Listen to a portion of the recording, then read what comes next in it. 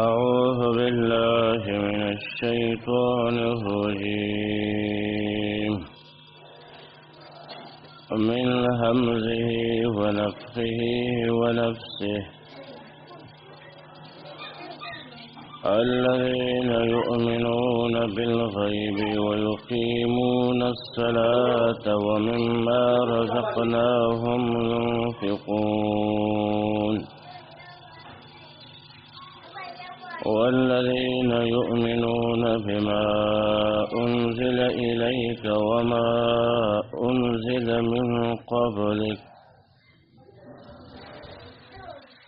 وبالآخرة هم يوقنون.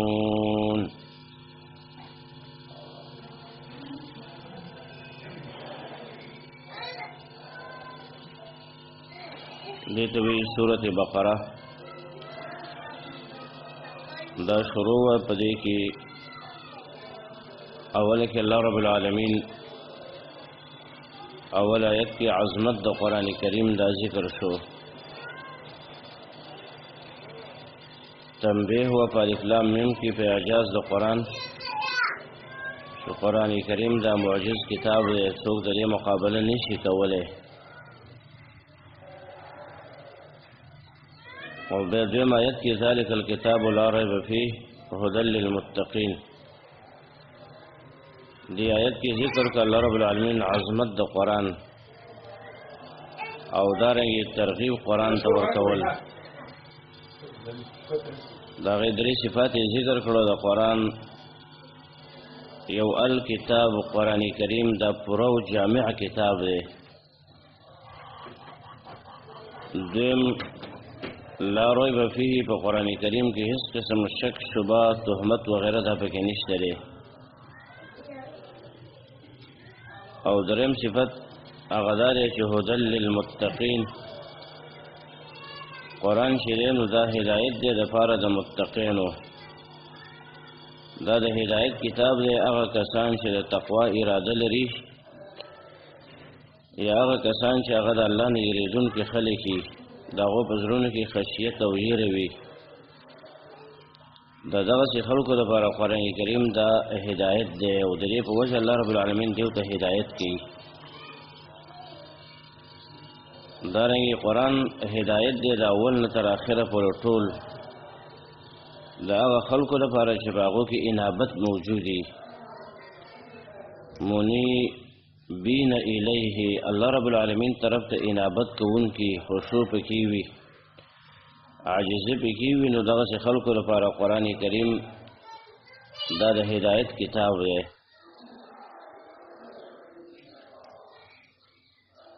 الله رب العالمین هدایت کی دغه خلکو ته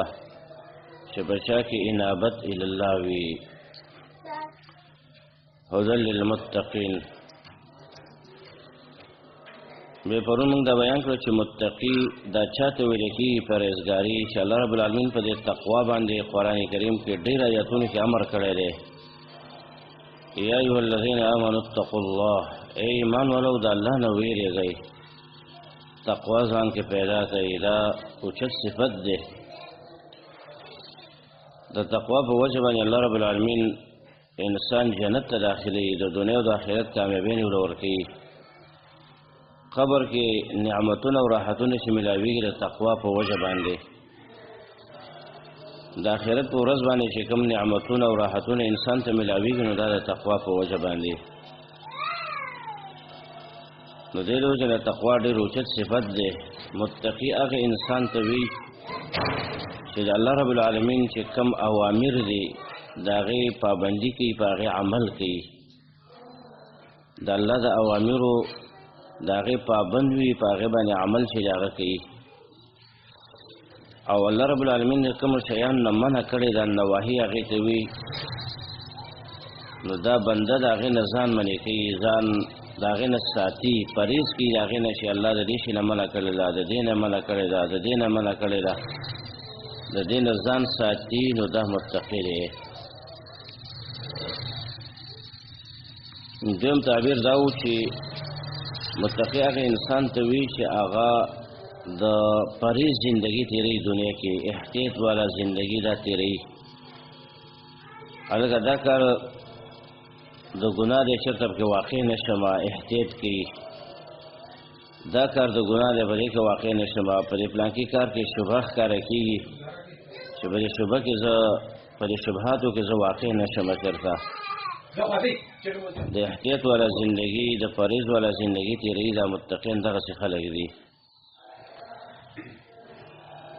او بعض علما ویلي دي چې د متقینو تعریف خپل الله رب العالمین کړی دی په دې وروسته صفاتو سره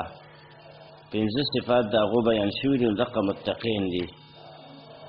اول صفت د متقینو دا دی چې ایمان په غیب لري دویم د منځ پابندي کوي دریم د الله په لار کې مال لګوي څلورم په قرآن او په حدیث باندې ایمان راوړي او مخکنو کتابونو باندې ایمان راوړي نو پنځم په ورځ د آخرت باندې دوی یقین چې د هغه لري دا 5 صفات چې په چا کې پیدا شو نو دا متقی دی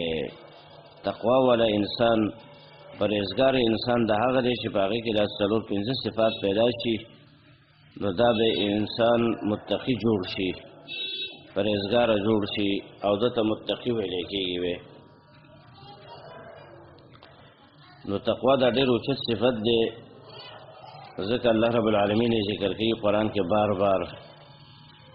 په دې باندې کامیابي ده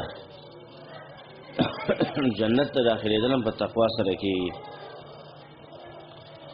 دې وجې نه بعضې اسباب علماو ذکر کړي دي چې هغه په انسان کې تقوا په څه باندې پیدا کېږي دې ته وایي بواعث علی التقوا داسې کارونه کول چې انسان کې تقوا پیدا کوي بواعث علی التقوا دا یو څو کارونه دي چې هغه د قرآن او د حدیثو نه معلوم دي اول انسان کې چې تقوا پیدا کېږي دا په دې وجه باندې ویو چې موږ د اسباب اختیار کړو دې لپاره چې الله موږ کې تقوا پیدا کړي د دې لپاره به محنت کوو کوشش به کوو نو تقوا په سړي کې یا په زنانه کې تقوا چې پیدا کېږي د هغې اسباب یو سبب هغه خوف عذاب الاخره د آخرت د عذابونو چې کوم انسان یریږي نو په ده کې به تقوا پیدا کېږي د آخرت د عذابونو نه یېره کول کوم انسان چې د آخرت نه یریږي د آخرت د عذابونو نه یریږي د قیامت استحضار کوي د قبر نه یریږي د قیامت د مصیبتونو پریشانیانو نه یریږي نو داسې انسان بیا د تقوا ژوند تېروي هغه کې تقوا به پیدا کېږي او دا حقیقت دی بالکل چې چا سره د آخرت غم نه د آخرت استحضار یې نه او دارنګې د آخرت سوچ او فکر نه کوي کله نو هغه به هغه کې تقوا نه پیدا کېږي دغسې سړی دغسې زنانه هغه به د الله په نافرمانۍ کې لګي د الله په دشمنۍ کې غالبا لګي وي چې په څه باندې الله خفه کېږي کارونه کوي وجه دا ده چې بس دنیا مزې واله د دنیا خواهشات پوره کړه او بس هسې مندا ژوند دی نو آخرت نه مني قبر ژوند هغه نه مني د قیامت د ورځې سختیانې هغه نه مني د هغې نه انکار کوي نو بس د دې په وجه باندې بس دا به چې هر قسم ناروا کار بس دا ورته وړاندې کېږي صرف د دنیا شهوات او د دنیا هغه خواهشات چې د هغه پوره کوي دا ځان سره ولیکه او ځان سره زده کړه چې کوم انسان د آخرت د عذاب نه ایریږي نو په هغه کې تقوا پیدا کېږي دویم سبب خوف و عذاب الدنیا چې کوم انسان د دنیا د عذابونو نه ایریږي نو په هغه کې تقوا پیدا کېږي هغه باعث کېږي په سړي باندې چې هلکه ځان کې تقوا پیدا کړه پرهیزګاري هلکه ګوره آزاد ژوند مه تېروه د پرهیز ژوند کوه ځکه چې پته نه لګېږي کېدای شي په دنیا کې الله رب العالمین مال عذاب رانه کړي چېرته او الله عذاب راولي زلزلې راشي مړ شمه طوفانونه او بارانونه را باندې راشي سیلابونه په هغې کې زه راګیر شم مړ شم تندر چېرته را پرېوځي او دارنګې چېرته په ځمکه کې مې الله خښ نه کړي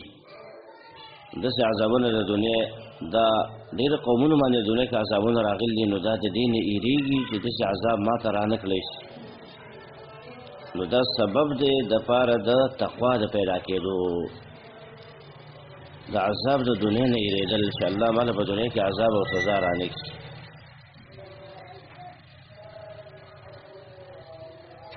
دا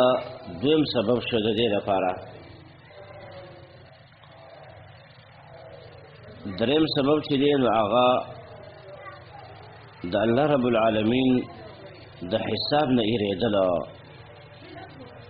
چې الله رب العالمین ما سره قیامت کې حساب کوي نو د هغې د وجې نه د انسان راولګېږي او په ځان کې تقوا پیدا کړي، د احتیاط زندګي چې د هغه تېروي. ولې هلکه که زه داسې ازاده زندګي تېره کړمه، ازاد ژوند وکړمه، قیامت کې به ما سره الله حساب کوي نو د هغه د حساب نه ایریږي. او دا ډېر ناشنا سبب دی که تاسو پرې سوچ وکړئ چې کوم انسان د الله د حسابونو نه ایریږي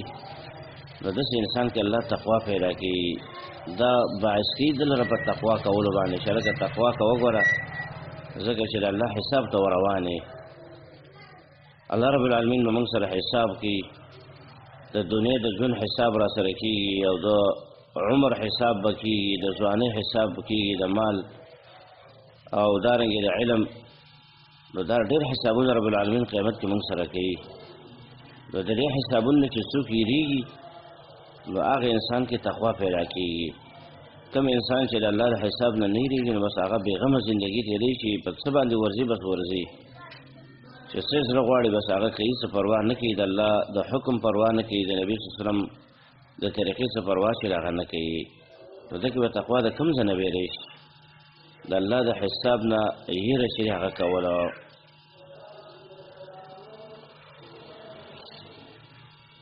او څلورم سبب چې دی نو الحیاء من نظر الله، د الله رب العالمین د نظر نه حیا کول دا سبب دی لپاره د تقوا. چې کوم انسان دا سوچ وکړي چې ما ته الله ګوري، زه دا ګناه کومه، رب العالمین ما ته بر سر باندې دی او ما ته ګوري او زما یو حالت د الله نه نه پټېږي، نو انسان کې تقوا پیدا شي. او دا ډېر عجیب دغه دی سبب دی چې دا په سوچ باندې سړی کله واوري او په سوچ باندې دې ته کښېني دې خبرې ته چې یاره زه د الله د نظر نه نه پټېږم، هر وخت ما ته الله ګوري. نو که زه په یو کمره کې دننه ګناه کوم که نه، موبایل مې کلاو کړی دی او په دې کې زه غلط شیونه په هغې کې ګورم، غلط تصویران پټوان پکې ګورم، غلطې ډرامې فلمونه، لیکن رب العالمین خو ما ته ګوري که نه، که ما ته ښځه او بچي یا ما ته مې ګاونډیان یاران دوستان د دې نه زه پټ یم، یا کور کې را سره ورونه څوک دي د هغو نه زه پټ یم، لیکن د الله رب العالمین نه خو زه نشم پټېدلی. دې ته وایي نظر کول، د حیا کول د الله د نظر نه. دا ډېر ناشنا سبب دی دپاره د تقوا د پیدا کېدو. نو پنځم سبب هغه ته وایي د الله رب العالمین نعمتونه را یادول، په هغې کې سوچ کول چې د الله رب العالمین په ما باندې څومره نعمتونه کړي دي. نو د الله نعمتونه چې کله ته را یادوي نو بیا به تا کې به بیا تقوا پیدا کېږي. الله ما سره څومره ښه والي کړي دي، ولې زه د هغه نافرماني چې د هغه وکړمه؟ ما له سترګې را کړي دي، غوږونه را کړي دي، لاسونه، بدن، څومره قیمتي بدن رب العالمین موږ تاسو له را کړی دی. الله رب العالمین موږ له څومره نعمتونه را کړي دي بې شماره. زه ولې د هغه نافرماني وکړم؟ هغه راته ګوري زه نافرماني کوم. انسان کې تقوا چې هغه پیدا شي. نور اسباب هم شته، خو دا څلور پنځه اسباب دا مهم اسباب دي لپاره دی چې انسان کې تقوا دا به څنګه پیدا کېږي. الذین یؤمنون د متقینو صفات راوړي پنځه، او دې ته وی اصل کې صفات د اهل القرآن، دا د قرآن ولو صفات دي، ځکه چې الله عظمت د قرآن ذکر او دارنګې ترغیب قرآن ته ورکړو په درې صفاتو. نو اوس د اهل القرآن یو شپږ صفات چې هغه راوړي. اول صفت ذکر شو للمتقین کې صفت د تقوا، چې قرآن والا چې دي چې د قرآن هغو ته فایده رسیږي او قرآن په هغو باندې اثر کوي. نو دا دپاره اول سبب د دې لپاره چې تقوا ده. اول صفت د اهل القرآن اول صفت هغه تقوا ده. دویم صفت ایمان بالغیب دی. دریم صفت اقامت الصلاة د منځ پابندي ده. څلورم صفت د الله په لار کې مال لګول. او پنځم صفت دا دی چې په قرآن باندې او په مخکنو کتابونو باندې چې کوم الله نازل کړي دي او حق کتابونه دي نو په هغو باندې ایمان راوړل. نو شپږم آخري صفت ولې ذکر کړی دی چې په ورځ د آخرت باندې یقین دی لري. نو دا شپږ صفات دي د اهل القرآن. نو یو صفت کو بیان چې هغه تقوا ده. ډېر خلک قرآن چې هغه وي تاسو ته پته وي قرآن وي هلکه دا د قرآن قاري دی، دا د قرآن هغه په ناظره باندې چې هغه ویو، دا د قرآن عالم دی،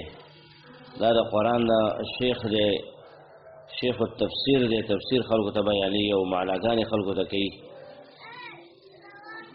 نو که ستا خیلي نو ډېر خلک قرآن وي او قرآن بیانوي،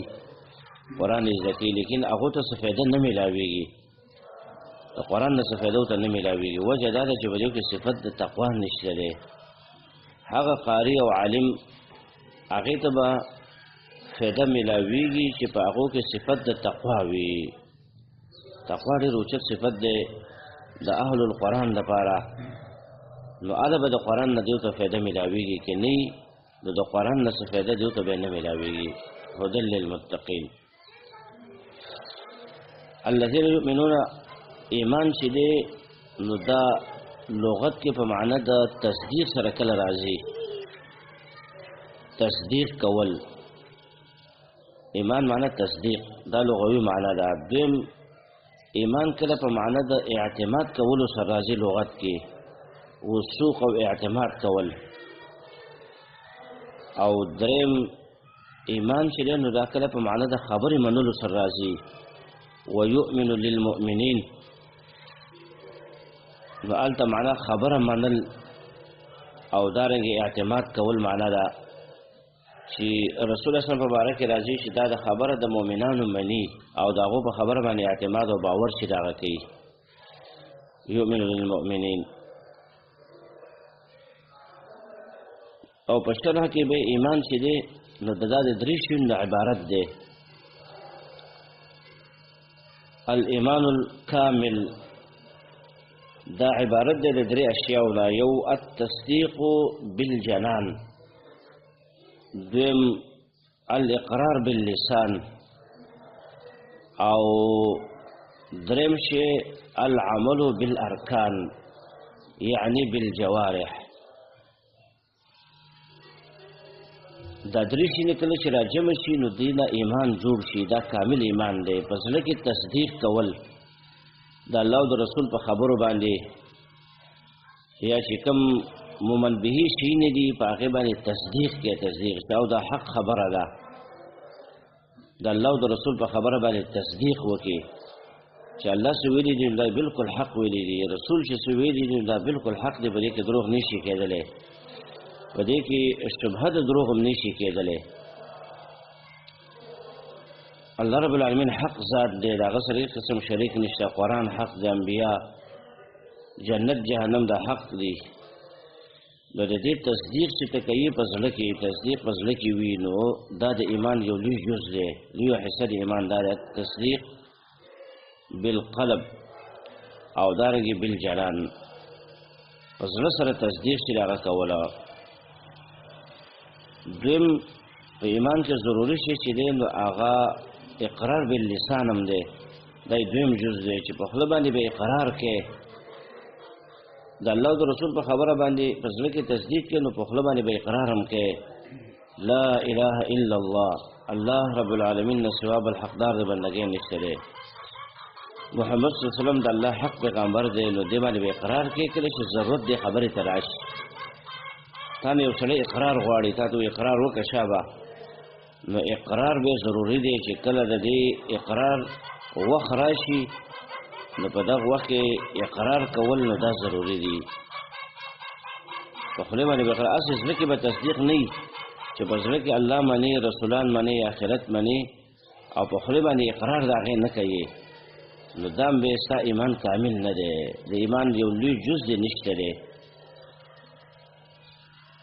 او دریم چې دی نو هغې ته وایي عمل بالارکان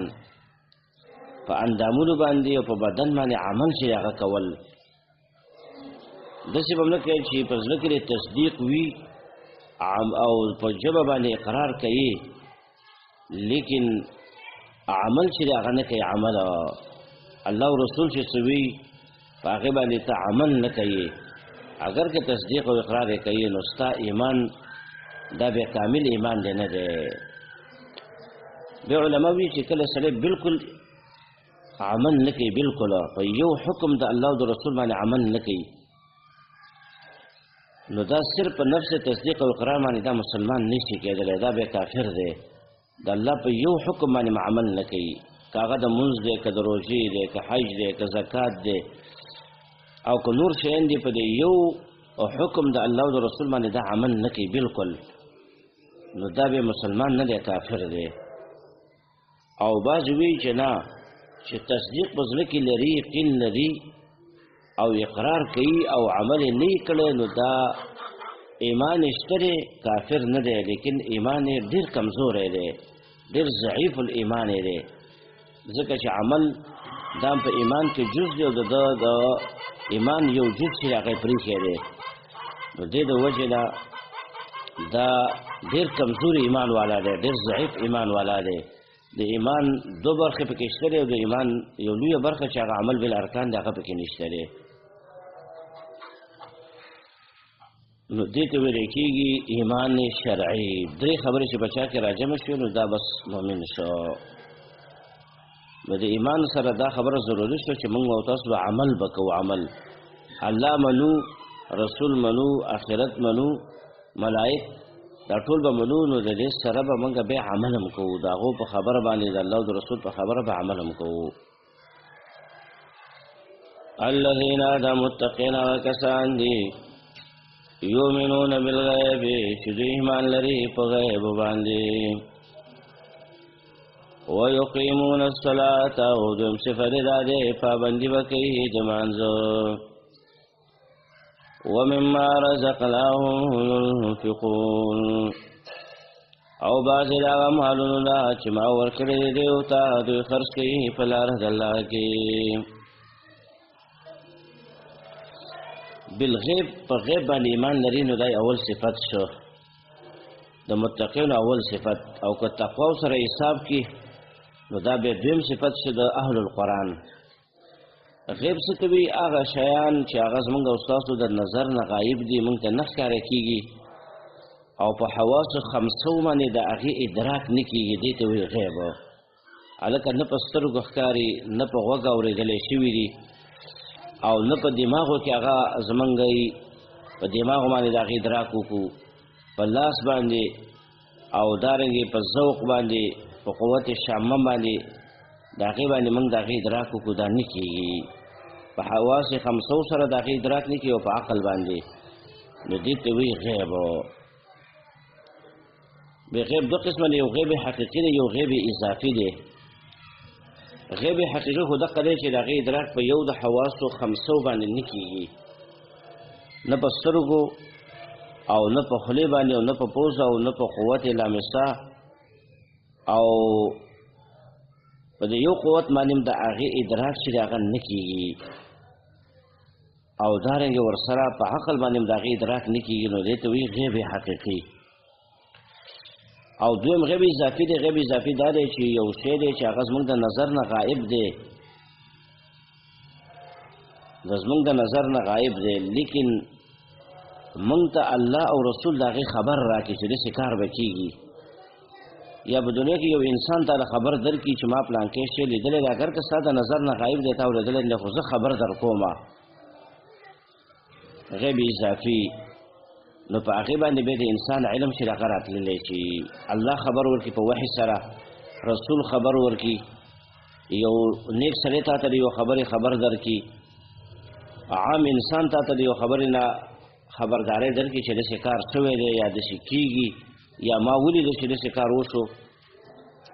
نو دې ته ویل کېږي غیب اضافي نو دا په نسبت سره هغه کسان ته چې هغې ته خبر نه دی لیدلی نه دي اورېدلی نه دي د هغو په نسبت باندې غیب دی او چې چا ولیده او وایي اورېده او په پوهه شو او عقل ادراک د هغې وکړو نو د هغې په نسبت باندې دا بې غیب نه دی ځکه چې د دې ادراک یې وکړو. غیب نه مراد هغه شیان دي چې هغه زموږ او ستاسو د نظر نه غایب دي، موږ نه دي لیدلي، موږ او تاسو لیدلي نه دي. لکه دا څه شی دی؟ یو د الله رب العالمین ذات دی چې دا په دې غیب کې داخل دی چې د الله ذات موږ نه دی لیدلی او موږ به په هغې باندې ایمان لرو. دارنګې غیب شی دی جنت او جهنم چې دا موږ نه دي لیدلی، لیکن الله خبر راکړي، رسول خبر راکړي چې دا شته دی، الله پیدا کړي دا دو مخلوقات عظیم مخلوقات دي، یو جنت دی بل جهنم دی.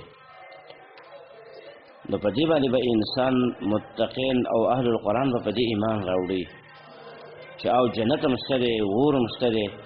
دارنګې د قیامت ورځ ده چې موږ او تاسو نه ده لیدلې، نو دا غیب دی. دارنګې پیغمبران دي، ملائک دي، نو دا یؤمنون بالغیب کې داخل دي چې ایمان لري په غیب او معنا په هغه شیونو باندې چې هغه د دیو د نظرونو غایب دي او پټ دي. الله دې ملائک دي او دارنګې چې جنت دی، جهنم دی، ورځ د آخرت ده، د قبر عذاب دی، دا ټول په غیبو کې داخل دي چې زموږ او ستاسو نظرونه هغه نه دي لیدلي. نو مؤمن متقی به په هغې باندې ایمان لري چې او دا شته دی، دا حق دی، د الله ذات شته دی، حق ذات دی. ځکه ډېر دلایل یې داسې ودرولي دي چې هغه دلایل کوي په وجود د الله باندې او په توحید د الله باندې. دغه شانتې جنت یې پیدا کړی دی، جهنم یې پیدا کړی دی، ورځ د آخرت هغه به راولي په موږ او تاسو باندې. په دې قبر کې عذابونه هم شته دی او په دې قبر کې راحتونه هم شته دی. په دې باندې به مؤمن سړی، مؤمن زنانه ایمان لري. که دا ایمان دې نه و نو ته د قرآن نه به فایده نه شي اخیستلی او دارنګې ستا ایمان به ایمان نه دی. کوم ایمان چې الله او رسول موږ نه غواړي که نه، دغسې ایمان ستا بیا نه دی، ځکه چې په دې باندې ستا تصدیق نشته دی، په دې باندې تا ایمان نه دی راوړی. نو دا ستا ایمان چې دی نو دا داسې دی لکه کل عدم، تا داسې فایده به یې نه درکوي، داسې دی ګویا که ستا ایمان بلکل نشته دی. ځکه چې په الله د ایمان نه وي، په آخرت دی نه وي، په جنت جهنم دی نه وي، نو دا ایمان کل عدم شنو. دارنګې دا ایمان به موږ او تاسو لرو په غیب کې دا هم داخلېږي چې د قبر کې عذاب او دارنګې نعمتونه دواړه شته دی او دارنګې دا قبر په انسان را تنګېږي،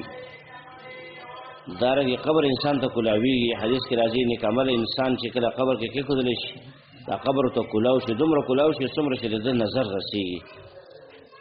او بدعمل انسان سړی زنانه چې قبر کې کېږدي نو دا قبر پرې راتنګ شي، دا ځمکه چې دی نو دا پرې داسې راشي او پرې رامنډه کړي، هغې ته زغطة القبر هم وایي، زغطه. دا قبر په سړي رامنډه کوي او سړی داسې راګیروي او بدعمل انسان چې نو هغه داسې کي چې دا پختې له ماتې کړي، په یو بل کې ورننه باسي، بدن له داسې مات رامات کړي، والعیاذ بالله. حدیث کې دا هم راځي چې د نیکانو خلکو ته د جنت یو کڼکۍ راکولاو شي او د هغې هغه خوشبویانې او د هغې هغه آب و هوا هغه کوم خوشبویانې چې دي نو هغه پرې ده باندې راځي او دارنګې د جنت هغه ځایونه ایني او دا ورته ویل کېږي چې دا ستا ځای دی، کله چې د قیامت ورځ حساب وشي نو ته به دغه ځای له ورځې.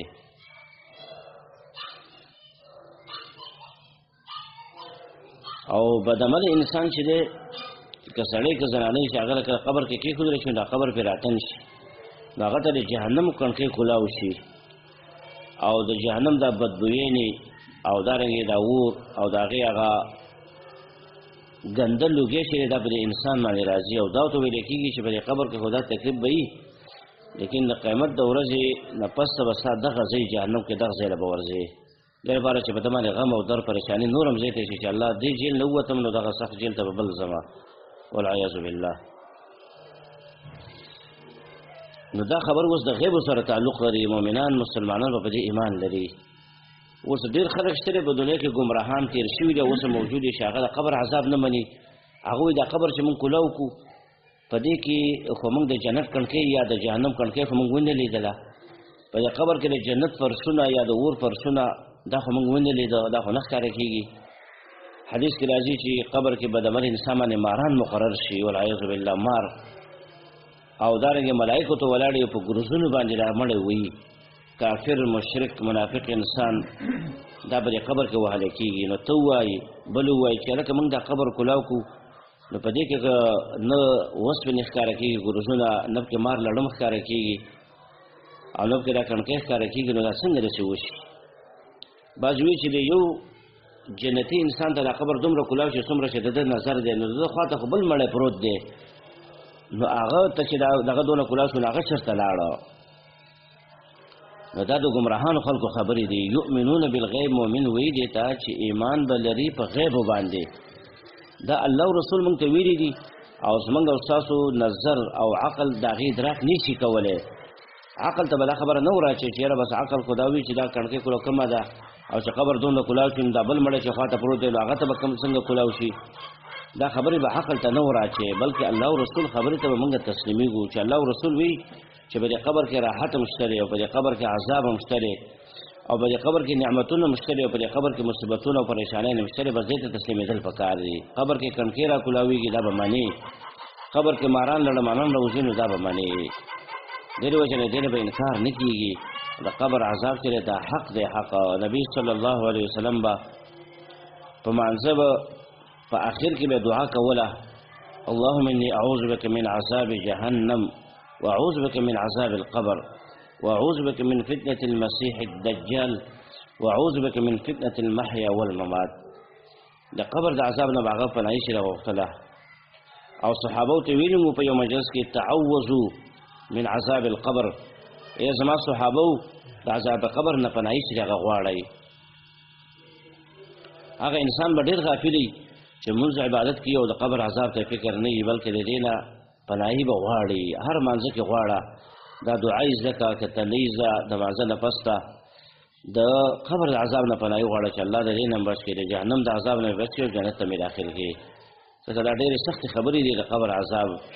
انسان په دې تنګ ځای کې راګیر شي او نه څه چغه څوک اوري نو ته څوک را رسېدلی شي او نو له څوک فایده ورکولی شي او دلته سړي باندې ماران لړمانان هم لګې شي نو دا ډېره سخته خبره ده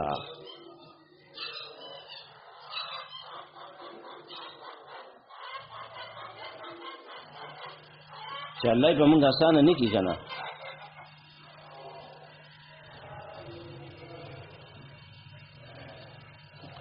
نو ډېره ګرانې خبرې دي دا خو دا ایمان غواړي چې ایمان به لري په غیب باندې الذین یؤمنون بالغیب هغه شیان چې زموږ د نظرونو نه پټ دي موږ نه دي لیدلي او الله او رسول د هغې خبر راکړی دی په وحي سره چې داسې کارونه به کېږي نو په هغې باندې متقین ایمان لري ویقیمون الصلاة او دا متقین هغه خلک دي چې پابندي کوي د منځو اقامت الصلاة د منځ پابندي چې د هغه به کوي دې کې اشاره دې ته ده چې د دې دا صفات په درې خبرو کې راګیر دي یو ایمان دی عقیده دای برابره ده د متقینو د اهل القرآن او دویم په دیو کې عمل موجود دی چې منځ کوي او دریم دا دی چې په دیو کې اخلاق موجود دي چې هغه د الله په لار کې مال لګول دي اول ایمان دی نو دویم به عمل دی چې هغې ته وي اقامت الصلاة نو دریم به د مخلوق سره احسان کول دي هغې ته اخلاق وي د الله سره احسان دا دی چې سړی په توجه باندې مونځ وکړي او د بندګانو سره احسان دا دی چې سړی په هغو باندې مال ولګوي د الله په نوم باندې مال ورکړي نو دا د مخلوق سره احسان دی چې کله هغې کې غریب مسکین مریض ویني نو دا رالګي او هغه له پیسې ورکوي مال ورله ورکوي دې لپاره چې د مسلمان حاجت په هغې باندې پوره شي نو ومما رزقناهم ينفقون کې دې ته اشاره ده دی چې د الله په لار کې مال لګوي یعنې اخلاق او احسان کوي د اخلاق چلی د بندگانو د الله سره او دارنګې احسان د هغو سره چې هغه کوي قرآن کې چې راځي د مدح په ځای کې چې راځي نو غالبا قرآن کې هغه ویقیمون راځي اقامت الصلاة و اقاموا الصلاة دا راځي او دارنګې د زم او د بدۍ په ځای کې چې هغه راځي نو هغه صرف مصلین راځي، مصلین مونځ کوونکي. فویل للمصلین، هلاکت او تباهي ده دپاره د مونځ کوونکو. او کله کله مصلین ذکر شي خو وروسته ورسره به نور صفات راوړي نو هغه هم به په مدح کې ذکر کېږي. لکه سورت معارج کې راځي مصلین یې ذکر کړی دی خو ورسره به نور صفات هم ذکر کړي دي چې د هغې په وجه باندې هغه به ښایسته صفات دي او د جنت د داخلېدو صفات دي هغه به. او صرف مسلم چې ځان له ذکر کېږي نو دا په ذم کې ذکر کېږي، ځکه منافقانو به منځونه کول او ډېر سړي زنانه منځ کوي خو منځ په حقیقت باندې خبر نه دي، د منځ د مقصد نه خبر نه دي، هسې بس کته کېږي او پورته کېږي وایي دا منځ مې وکړ، یا کله منځ کوي کله یې نه کوي. نو دا مسلین خو دي خو اقامت الصلاة والا نه دي. اقامت اصل کې ودرولو ته وي، منځ ودرئ. دلته مراد نه دا دی چې علما وایي چې اقامت الصلاة دا دی چې د منځ پابندي کې همیشه لپاره منځ کې یو. دویم اقامت الصلاة دې ته وایي چې همیشه لپاره منځ کوي او ورسره منځ چې ادا کوي نو د نبي صلی الله علیه وسلم په طریقه باندې ادا کوي. دریم اقامت الصلاة دا دی چې د منځ وخت پیژني نو په اول وخت باندې او په خپل صحیح وخت کې دا منځ چې هغه ادا کوي، بې وخته منځونه نه کوي چې منځ قضا کوي به کوي. نو دارنګې دریم دا دی چې منځ چې کوي نو دا په خشوع په عاجزۍ باندې کوي، خشوع د دې په منځ کې خشوع وي. نو کوم پنځم دا دی چې د منځ کوم شرطونه دي او منځ کې کوم فرایض او واجبات دي د هغې سره منځ ادا کوي، او منځ کې چې کوم مفسدات دي او دارنګې مکروهات د هغې نه منځ ساتي. منځ په کوم شي باندې فاسدېږي، په کوم شي باندې منځ مکروه کېږي نو د دې نه ځان ساتي. دا ټولې خبرې چې کله راجمع شي نو دې ته اقامت الصلاة وایي. نو دا متقین هغه خلک دي ویقیمون الصلاة چې دوی به پابندي کوي د مانځه، همیشه لپاره به مونځ چې هغه کوي، داسې نه چې یو وخت یې کوي یو بل وخت یې نه کوي، دا به مؤمن نه شي کېدی، متقي دا نه شي کېدلی. ډېر انسانان چې هغه نه تپوس کوي درې منځونه کومه خو د ماخوستن او د سهار وی نه کومه، او ډېر پکې داسې هم شته دی چې ځان د مسلمانان مؤمنان وایي څلور ټیمه مونځ کوي ماخوستن هم کوي خو سهار مونځ نه کوي، بلکل یې کوي نه، نه وختي کوي او نه ناوخته کوي، بلکل یې پرېږدي. نو دا د ایمان ډېره لویه برخه د دی نه خراب شوې ده، ځکه سهار مونځ ډېر مهم مونځ دی. حدیث کې راځي چې بس ډېر سخت مونځ او دروند مونځ په منافقانو باندې یو د سهار مونځ دی او یو د ماخوستن مونځ دی. په دې دوه مونځونو کې ریا غالبا نه واقع کېږي، تیارې وي. نو منافقانو خلکو باندې دا دوه مونځونه چې هغه ډېر ګران وي او په دې کې مشقت ډېر وي، خوب پرېښودل، پاڅېدل، اخنۍ کې جومات ته تلل دا ګرانې وي، په بدن بوج وي.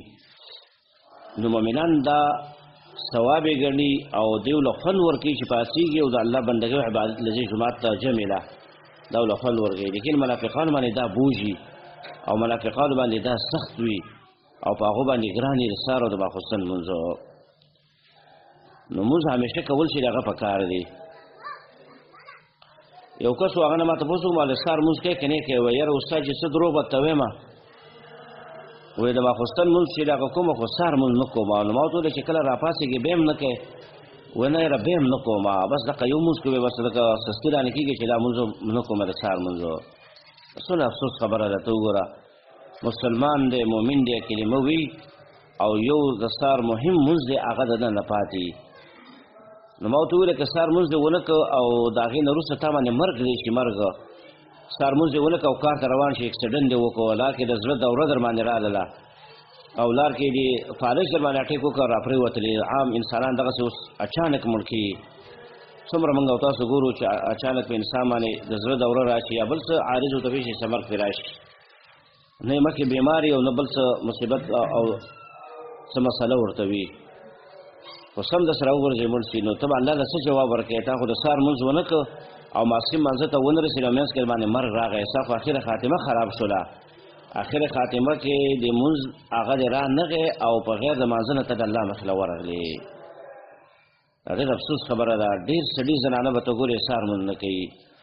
نو دا مؤمنانو د متقینو صفت نه دی، د قرآن والاو دا صفت دی چې د لمونځ پابندي به کوي. نو دارنګې عالم د قرآن او قاري د قرآن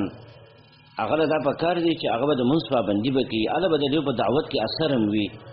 تاسو وګوره ډېرو جوماتونو کې به مولین قارین به لګوي، بیانونه به هم کوي او خلکو ته به د واعظ نصیحت خبرې هم کوي او مدرسې به هم جوړوي،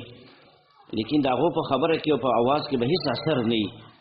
او خلک به ترې نفرت کوي او څوک به هم له خوا د چې راغه نه راځي. وجه دا ده چې خپله د مونځ پابند نه دی. د قرآن والاو چې کوم صفت دی د مونځ په هغه پکې نشته، نو دې د وجې نه د ده په بیان کې به اثر نه وي او د ده په خبره کې به اثر شي راغه نه وي. د ده د وجې نه به نور خلکو کې اثر نه پیدا کېږي د ده په بیان او د ده په وعظ نصیحت خبرو باندې، نورو خلکو کې به اثر نه کېږي. ویقیمون الصلاة. دویم خبره موږ وکړه چې اقامت الصلاة کې دا ضرور دی چې د مانځه وخت به پېژني، په خپل وخت باندې به مونځ کوي. داسې نه چې مونځ کوي همیشه دپاره کوي، مونځ نه پرېږدي خو بې وخت یې کوي، نو دا مونځ هم صحیح نه دی، دا هم اقامت الصلاة نه دی. او دې ته هم حدیث کې د منافقانو مونځ ویلی شوی دی. نبی صلی الله علیه وسلم فرمایي چې یو سړی به سهار کې اواز ورته وشي چې لکه پاڅېږه د مانځه ټیم دی. حاصل د حدیث دا دی پاڅېږه مونځ وکړه، دا به وایي ښه اوس پاڅېږم بس دغه دی خوب نه پاڅېدم او بستره مې واړولو بس دغه دی درلم او درلم او مونځ کومه، نو په دې کې هېڅ هغه سس سس به کېږي تر دې پورې چې نور به پرې راوخېږي، چې نور راوخت بس مونځ قضا شي، د سهار مونځ هغه وخت ختم شي. دا خاص لږ ټیم دی که نه، هغه مکرو ټیم داخل شي بیا د هغې نه وروسته هغه مکرو ټیم ختم شي مونځ قضا شي. بیا پاڅېږي فنقره اربعا، نو څلور ټونګي چې د هغه ووایي، څلور ټونګي چې د هغه ووایي فنقره اربعا، نو بیا نبی صلی الله علیه وسلم فرمایي فتلک الصلاة المنافق، دغه د منافق سړي مونځ دی، دغه د منافقې ښځې مونځ دی. دارنګې مازدیګر ټیم کې به ورته اواز کېږي چې هلکه د مانځه ټیم دی، د جمعې ټیم دی، زه چې جمعې له ځو راپاڅېږه، هلکه بس دغه د پاڅېږم کار نه او د دوکان نه پاڅېږم او د کور نه پاڅېږم بس جمعې له درکړم او مانځه له درغلم. اکثر پلار او مور چې نیکان یې بچو ته د اواز کوي، مشرانو وروڼو یې اواز ورته کوي، نو دا وایي پاڅېږم خو ناراض کېږي، وروسته کېږي تر دې پورې چې جمع هم ترې لاړ او د جمعې نه وروسته هغه وخت چې هغه هم ترې ختم شو، مازدیګر نور د پرېوتو وخت شو او نور زړي مازدیګر له ورغی اوس نور پرې وځي، نو په دغه وخت کې مونځ کول مکروه دي. او یا پې دا وخت بلکل ختم شي د ماښام اذان پرې وشو، نو دا بیا زر پاڅېږي یا خو دغه زړي مازدیګر کې مونځ وکړي او یا چې هغه وخت هم تېر شي. فنقره اربعا، نو څلور ټونګي بیا ووایي. دا څلور ټونګې ولې یادې دی؟ سجدې ته ټونګه ویلې ده. دو سجدې دونه زر کوي لکه یو ټونګه چې چرګې او دانه ته واچوې که نه، د هغه به د مخو که باندې داسې ټونګه چې هغه ووایي او دانه چې هغه راوچته کړي مخو کوي،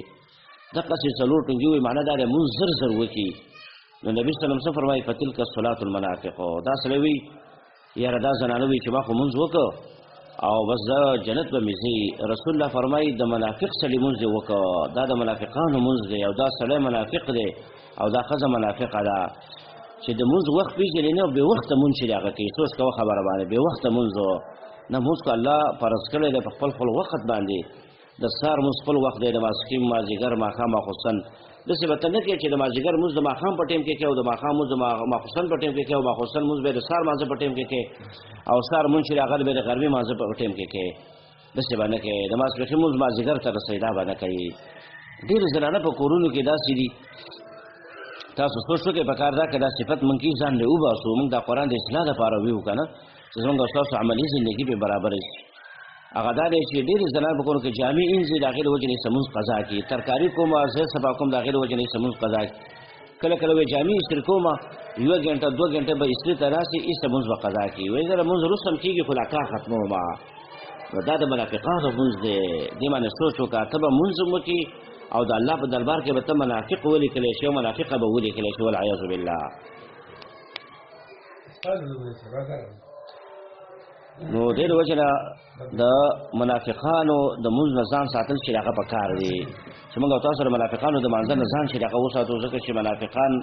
الله رب العالمین به لاندې طبقې د جهنم ته ګزاري. نو د مونځ وخت پېژندل چې هغه پکار دی. سهار کې ته اواز وش زر پاڅېږه، اذان دې واورېد زر پاڅېږه، ښایسته اودس وکړه او په ښایسته وختي ټیم باندې مونځ وکړه. دغه رنګې مازدیګر اذان چې کوم جومات کې په اول ټیم باندې اذان کېږي چې څنګه د اذان واورېد بس سمدس پکار دا دی چې ستا اودس مخکې نه وي یا په دغه وخت کې اودس وکړي او بیا مونځ چې هغه وکړي. مونځ به وروسته کوئ نه، ځکه بیا اقامت الصلات دا نه دی. دریم د مونځ ځای پېژندل پکار دی چې مونځ به په هر ځای کې نه کوې چې یو سړی شرابخانه ده او سینما ده او په هغې کې هم لګی دی مونځ چې د هغه کوي او یا غسلخانه کې دننه ولاړ دی مونځ چې د هغه کوي نه نه د مونځ ځای به ته پېژنې چې هغه مسجد دی هلته به ځان رسوې هلته به مونځ چې د هغه کوې ډیران کې قصبخانه کې غسلخانه کې به دې کې به مونځ نه کوي او صفا ځای کې به مونځ کوي او ښایسته ځای کې به مونځ کوي چې هغه مساجد دي د الله کورونه دي دا مسجدونه دغې ته به ځان رسوي دغې کې به مونځ کوي او زنانه چې دی چې د هغو د پردې انتظام نه وي مسجد کې نو هغه به په کور کې مونځ کوي کور کې له مونځ غوره دی او په پټه کمره کې به مونځ چې د هغه کوي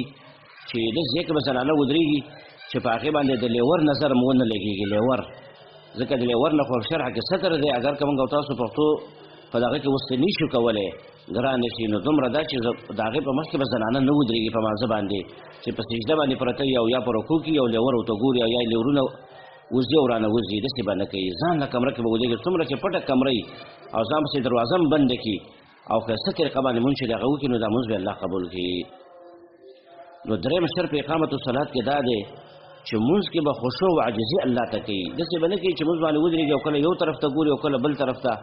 ډېر سړي زنانه به ګوري بره پکي ته ګوري څوک هغه دیوالونو ته ګوري څوک اسمان ته پکې ګوري چې کله بار ولاړي چې بجلي راشي زر زر بره پکې ته ګوري چې بجلي راکړه قرآن اخله بله خو لګوي که نه بره ګوري او په حدیث کې د دې نه سخته منع راغلې مشکات کې هم حدیث دی چې دا د شیطان تختول دي چې ستا د مانځه نه یو حصه تختوي چې کله انسان اسمان ته بره بره چې هغه ګوري او دارنګې چې دا انسان وی د دې نه نیریږي چې الله رب العالمین به د ده نظر بر اوچت داسې به راکړه کې اوچت به پاتې شي بېرته به یې نظر ښکته ځمکې ته راکوز نه شي چې کوم انسان په مانځه باندې ودرېږي او دغه به یې بر اسمان ته او بره چتون ته چې هغه ګوري نه ته به د مانځه ځای ته به ګورې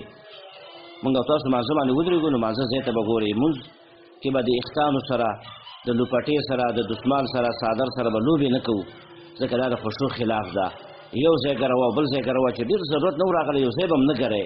خو چې بلکل خشوع یې خرابېده نو بیا یو ځای ګرول بیا جایز دي خو اخوا دېخوا کتل او ځان ګرول او د جامو سره لوبې کول د دې نه منع په حدیث کې راغلی ده دې سره به یې مونځ هغه خشوع د انسان چې هغه ختمېږي په دې باندې نو مونځ کې خشوع چې دا لازمي ده بې بعض علما ویلي چې په ټول مانځه کې خشوع فرض ده ټول مانځه کې او علما وایي چې مونځ لپاره خشوع او عاجزي په مونځ کې داسې دی لکه د بدن لپاره چې روح وي بدن کې چې کله روح نه نو دا بدن هېڅ کار نه شي کولی نو دقه رنګې دا مونځ څلور رکعته مونځ ته کوي مثال فرض مونځ رکوع سجده او قومه جلسه دا پکې دي نو دا د مونځ لپاره یو قسم بدن دی بدن دانچه ده دانچه د مونځ دا د مونځ بدن شو او دا خشوع چې ده نو دا په دې مونځ کې داسې حیثیت لري لکه د انسان په بدن کې روح و دا د دې مونځ لپاره روح دی د دې د وجې نه په خشوع باندې به ډېر کوشش موږ او تاسو کوو چې په مونځ کې خشوع پیدا کړو او بعض علما وایي چې په مانځه ټول مانځه کې خشوع فرض ده اول نه تر الله اکبر نه تر السلام علیکم ورحمت الله پورې که مونځ کې په کوم ځای کې خشوع برابره نه شي ستا مونځ نه کېږي دوباره به مونځ کې مونځ فاسد دی لکه امام غزالي رحمه الله دا خبره کړې ده او بعضې نورو سره دي نو دا بیا سخته خبره ده او دا قول د دې لږ کمزوری معلومېږي وجه دا ده که په دې باندې ته عمل وکړي نو بیا خو زموږ او ستاسو ټول منځونه برباد دي دې د وجې نه راجح خبره به دې شي چې په منځ کې خشوع فرض ده اگر که په یوه حصه د مانځه کې وي که په سبحانه کې د توجه برابره شوه که په الحمدو کې او که په رکوع کې او په سجده کې خو چې په څه اجزا او په څه حصو د مونځ کې د توجه برابره شوه په څه کې به یې خرابه وه نو ستا مونځ الله قبلوي به الله بېحده مهربانه ذات دی قبلوي کوو موږ به تاسو به کوشش کوو علما وایي مونځ دا یو قسم جهاد دی جهاد هغه جهاد داسې دی چې ستا به توجه خرابېږي ته به بېرته توجه چې دی هغه به راړې مانځه ته بیا به د توجه خرابېږي بیا به مانځه توجه راړې نو په مونځ کې به پوره جهاد کوي نو ستا مونځ به الله قبلوي او که چېرته بېغمه ودرېږي او لوبې کوي په مانځه کې او اخوا دېخوا ګوري او بلکل توجه دې نه برابرېږي نو دا مونځ چې ستا مونځ دې وکړه ذمه دې ساقطه ده لیکن د مونځ چې کوم هغه روح دی او د مونځ چې کوم هغه فایدې دي او د مونځ چې کوم هغه ثواب او اجر دی چې الله او رسول کوم اجرونه او ثوابونه دې ویل هغه به تا ته نه میلاوېږي اگر که مونځ دې وشو په دې معنی چې ستا به ذمه دې ساقطه شوله یو د ذمې ساقطول دي یو د مونځ اجر او ثواب دی هغه به ته به نه میلاوېږي مونځ کې خشوع فرض ده دې د وجې نه حدیث کې راځي چې کله ته سخ وږی سخه او دلته روټۍ حاضره شي او ته ته سخ وږی نو حدیث کې راځي که تا نه جمع چې خیر دی جمع دې تا نه لاړه چې ته اول روټۍ وخوره وجه دا ده چې ته سخت وږی او دلته روټۍ له ماشومانو راوړه ښځې له روټۍ راوړه چې دا اوس وخوره نو په دې ټیم کې د جمع ټیم برابر شو ته ګنټې دوه هلکه دا خو جمع مانه اوس کېږي نو که ته جمع له لاړ شي نو ته په مانځه باندې نه پوهېږي ځکه هلته وږی که نه سخت وږی لږ وږی نه سخت وږی د مونځ د توجه نه برابرېږي نو که امام موږ وګد کړو نو کنځلې به کوې بد رد به وې او خولې نه به د غلط الفاظ راوځي او په زړه کې به همداسې چې اوس به کله سلام سلیږي او زه به زه منډه کوم او روټۍ به خورم نو ګوره ستا مونځ بغیر د توجه نه راځي نو د الله نبي داسې ناشنا رحمت للعالمین نبي موږ ته الله رالېږلی دی هغه وایي چې ته خیر دی اول روټۍ وخوره چې ستا او لږه لږه دفه شي نو د هغې نه پس ته که جمع یو رکعت هم دې ونیو صحیح ده که نه وروسته به ځان لمونځ وکړې خو دې لپاره شرط دا ده چې ته به سخت وږی چې مانځه کې د توجه خرابېږي داسې به وي دارنګه حدیث کې راځي د هغه انسان مونږ نه کېږي چې هغه تشې میتیزې یا ډکې میتیزې له ورکړي او ده له زور ورکوي او دا هغه دفه کوي چې یاره بس اودس مې تنګ دی بیا څوک اودس کوي خاص کر به د ژمي کې ډېر سړي زنانه داسې کوي اودس یې ډېر تنګي میتیزو له زور ورکړی اودسماتو له زور ورکړی لیکن دا یې نه کوي ولې هلکه بیا په یخو اوبو باندې اودس څوک کوي نو د ده په مانځه باندې ودرېږي مانځه کې توجه نه برابرېږي نو نبي صلی فرمایي چې نه ته اول که تا نه جمع په دې باره کې ځي خیر دی لاړه دې چې تشې میتیزې درځي ډکې میتیزې درځي اول میتیزې وکړه د هغې نه پس ته ښایسته اودس وکړه که لاړې کم رکعت دې وینو صحیح دی که جمع نه لاړه خیر دی وروسته به مونځ وکړي ولې که په جمع باندې په داسې حالت کې ودرېږي ستا توجه نه برابرېږي چې نه برابرېږي مونځ دې نه کېږي بیا خشوع په مانځه کې خو فرض ده که نه اګر که بعض اجزاو د مانځه کې وي د دې د وجې نه تا نه هغه فرض پاتې کېږي او د مانځه هغه روح دې خرابېږي او هغه بدلېږي نو په دې وجه باندې ته اول ځان فارغه که او د هغې نه پس ته به یې مونځ چې هغه وکړه داسې نور خبرې په احادیثو کې ذکر دی چې دغه وخت کې ته مونځ چې هغه مه کوه ویقیمون الصلاة او دې پابندي کوي د مونځو نو دارنګې بل شرط سره لازم دا دی په اقامت الصلاة کې دا دی چې مونځ چې کوو موږ او تاسو نو د نبي صلی الله علیه وسلم په طریقه باندې به یې کوو هغه مونځ چې په هغې کې د نبي صلی الله علیه وسلم طریقه نه وي نو هغه مونځ نه دی نبی صلی الله علیه وسلم صحابو ته مونځ ښودلی دی او بیا ورته فرمایلي دي صلو کما رأیتموني اصلي تاسو داسې مونځ کوئ لکه څنګه چې زه مونځ کوم نو نبی صلی الله علیه وسلم صحابو ته ویلي داسې مونځ به کوئ او دا حکم ټول امت ته دی چې داسې مونځ به کوئ چې څنګه چې زه ما مونځ تاسو ته وکړه او تاسو ته مې مونځ وروښود په دقه طریقه باندې به تاسو مونځ چې د هغه کوئ نو اوس یو سړی دی مونځ باندې ودرېده په اول ټیم باندې مونځ کوي په پاکه ښایسته ځای کې مونځ کوي مسجد ته لاړه جمعې ته ځان ورساو خبر باندې سوچ کوئ په جمع باندې مونځ کوي په اول ټیم هم کوي او په خشوع باندې هم کوي خو د نبي صلی الله علیه وسلم طریقه په دې مانځه کې نشته نو دا مونځ باطل دی دا مونځ برباد دی ډېر مونځونه داسې دي چې هغه بدعي مونځونه دي هغه په اسلام کې نشته نبي صلی الله علیه وسلم موږ ته نه دي ښودلي او خلک هغه کوي نو دا مونځ باطل او برباد دی بعضې سړونه به ته اورې یاره پلانکې قسم مونځ وکړې څلور رکعته مونځ وکړې او په هر رکعت کې صورت واقع یو ځل ووې او بل رکعت کې صورت یاسین ووې او په بل رکعت کې پلانکې صورت ووې نو داسې مونځ چې دې وکړو نو به ستا حاجتونه به په دې باندې پوره کېږي هلکه دا مونځ کوم ځای کې راغلی دی چې نبي صلی الله علیه وسلم په دې طریقه باندې مونځ کړی دی بدعي مونځونه دي دارنګې قضای عمرې چې دی دا خلک په دې روژو کې چې هغه کوي آخري لس ورځې د روژو چې پاتې شي په دې کې د ماسپښین په ټیم کې نو بعضې کسان راولګېږي او پنځه مونځونه په یو ځای وکړي په دې دغه باندې چې یاره بس دا قضای عمرې نه ما په ځوانۍ کې او په مخکې کال کې مې ډېر مونځونه قضا کړي دي بس دا پنځه مونځونه چې په آخري عشره کې وکړو بس دې سره زما هغه ټول مونځونه چې هغه ادا شو دا یو بدعت دی علماو په هغې باندې ردونه هم کړي دي چې دا بدعي مونځ دی دا په اسلام کې نه دی ثابت او دارنګې صلات الفیه کول زر رکعاتو مونځ داسې مونځونه چې دی بعضې بدعتین تېر شوي دي چې هغو به داسې مونځونه خلکو ته ښودل نو دې د وجې نه زما عزتمندو هغه مونځ به کوو موږ او تاسو چې رسول الله صلی موږ ته ښودلی دی الله ویلی دی او رسول الله صلی په کومه طریقه باندې مونځ کړی د هغه طریقه باندې به مونځ کوو داسې طریقه به موږ په مانځه کې نه کوو چې د الله هغه حکم موږ ته نه دی کړی او رسول الله صلی هغه طریقه موږ ته نه ده ښودلې او موږ د دې مونځونه کوو په خپله طریقه باندې به مونځ نه کوي پلانکي وخت کې به دا مونځ کوي پلانکي وخت کې به دا مونځ کوي پلانکي وخت کې به دا مونځ کوي دا پیران اکثر دا طریقې ورکوي بعضې صوفیه دا طریقې چې هغه ورکوي د مونځ خاص طریقې نو دا بدعت دی بی مونځ کې د رسول الله صلی طریقه دا لازمي ده چې هغه پکې نه وي نو دا مونځ صحیح مونځ نه دی دې وجه نه چا په خبرو به موږ دوکه کېږو چې پلانکې مونځ وکړه پلانکې ټیم کې وکړه او په داسې خاص طریقه باندې وکړه په حدیثو کې هغه نه وي نو دغه مونځ کول جایز نه دي نو ته ثواب میلاویږي په دې باندې ویقیمون الصلاة دې پابندي کوي د مونځ مراد مونځ شرعي دی چې کوم ارکان مخصوصه دي او په اوقات مخصوصو کې کېږي خاص طریقه باندې مونځ چې کوم رسول الله صلی الله علیه وسلم ته ښودلی لکه ماسپښین 4 رکعاته دي د مازدیګر 4 رکعاته فرض د ماښام 3 رکعاته فرض او دارنګې د ماخوستن 4 رکعاته فرض سهار 2 رکعاته فرض دا فرض دي نورو سره به سنت دي د سنتو پابندي او د نوافلو پابندي مونږ ولا پکار ده د فرض مونږ سره سره دام پکار دی ځکه حدیث نه دا معلومیږي چې د چا په فرض مونږ کې نقصان وي نو قیامت په ورځ باندې به دغه نقصان د دی دا پوره کېږي په دې سنتو باندې په نفلي مونځونو باندې نو زمونږ او ستاسو به مونځ کې خامخا نقصان شته هغسې خشوع عاجزي او په هغه ښایسته طریقه باندې مونځ کول چې د نبي صلی الله علیه وسلم ته ښودل هغسې نشو کولی خاص کر په خشوع باره کې مونږ ډېر کمزوري د دې د وجې نه کوشش مونږ له پکار دی چې نفلونه ډېر وکړو سره نفلونه د سنتو سره وکړو دا کوم سنت چې د ماسپښین مازدیګر نه مخکې 4 سنت دي بیا وروسته 2 سنت دي او دغسې دا نور سنتونه چې دي د دې پابندي وکړو دې لپاره چې قیامت کې زموږ او ستاسو فرض الله په دې سنتو او په نفلونو باندې پوره کوي نو بیا هم انسان کامیابېږي ویقیمون الصلاة ومما رزقناهم ينفقون او بعضې د هغه مالونه چې ما ورکړی دی ورته خرج کوي په لاره د الله تعالی کې دا دریم صفت دی چې مخکې موږ ویلي چې دې ته وایي احسان د مخلوق سره او دارنګې دې ته وایي اخلاق د متقي انسان او د اهل القرآن ایمان به هم صحیح وي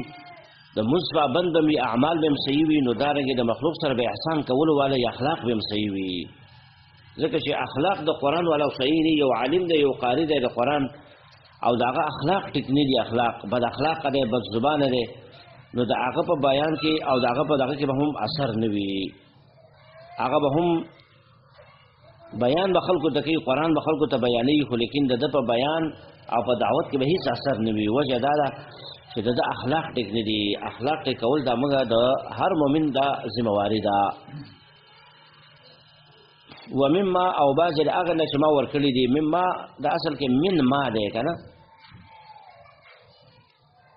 علما او طلبا په دې باندې پوهېږي دې کې دا من ذکر راوړي د دې اصل پیدا زه ویم هغه دا دی چې د ټول مال خرج کول چې دی هغه نشته دی د ټول مال بلکې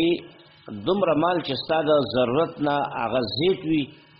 نو د هغې نه څه ناڅه حصه لګوله دې کې فایده دا ده ستا د ضرورت نه مال زیات دی نو د هغې ضرورت نه زیاتي مال لګول هغه هم په تا باندې ټول لازم نه دي بلکې په هغې کې څه ناڅه لګول چې د هغه په کار دي بیا مفسرین وایي چې دا شامل دی دا لفظ زکات ورکولو ته اول چې زکات چې دی نو دا به ورکوي چې چا مال نصاب ته رسېږي نو په هغه باندې فرض دی چې زکات به ورکوي کوم یو انسان دی سړی دی زنانه ده چې هغه مالدار وي مالونه ورسره وي او هغه د خپل مال نه زکات نه ادا کوي نو حدیث کې راځي رسول الله صلی الله علیه وسلم فرمایي قیامت په ورځ باندې به دغه پیسې او دغه مال چې کوم دی د دې نه به الله یو خامار ساز کړي او دغه به راودانګي د ده د دې مرۍ نه به چاپېره شي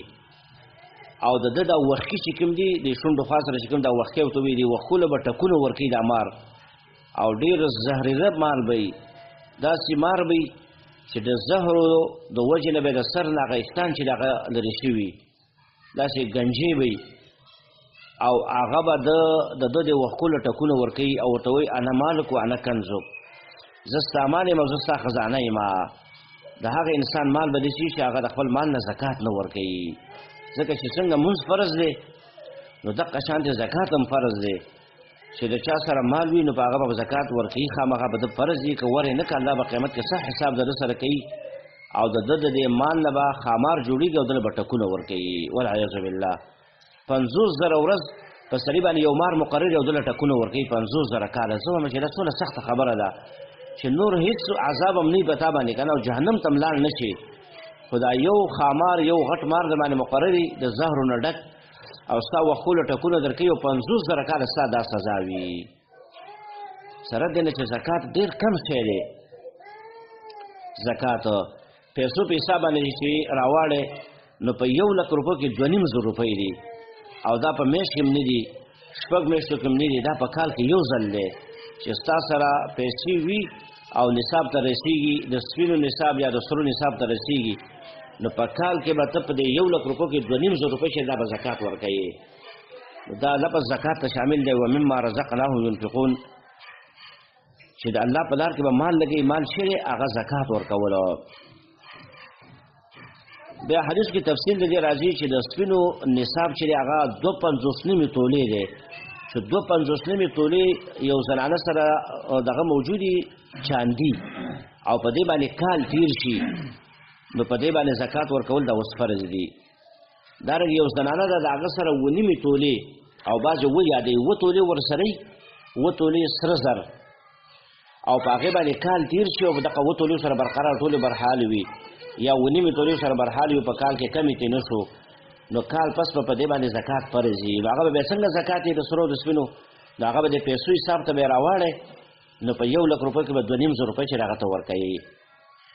دارنګه یو سړی دی د هغه سره روپۍ دي چې هغه د سپینو نصاب یا د سرو زرو نصاب ته رسیږي،